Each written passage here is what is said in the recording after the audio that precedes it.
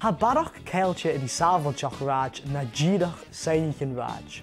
Ha cu dealamh agus mana bhís fis acu ha go mac chu tramach go míising féiclach na ráising fascar bhóidin agus go míising a clad gach tú mas chéiting tharsing óra. Agus go bhí sin a clachach an botach uaine neo trást rád zebra. Agus go míising a dul tharsing ar na bhóidin cúlairí ina bhoch. Go mac chu tramach go ríadamh agus cainghíh nach eile ítir sábhailte a bhí rí ní taobhann ráid. Agus leis go bhfuil sin inis as na mías an Dorcha agus go bhfuil na láonn a feas na Scodait ha cútramach go mí dul soileiring na a hasing a dul a-muigh. Jo Faic garíad a bheitmlí. Agus ag bí úsa go má fémol ar son in nachforst ha sin dul chuúd dul soileirost ar son is an par na hort seachad gan na seoirs dul a bechód a bhí adain na a hasing a-muigh.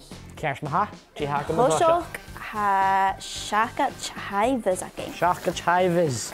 Wow, apar go bhfuil seo soilleir. Ha go má soilleir agus inis ha soilleir acu. Cuideach? Well, cuaimh seo mar cheann blá. Agus me Aodach bricis thaimhis.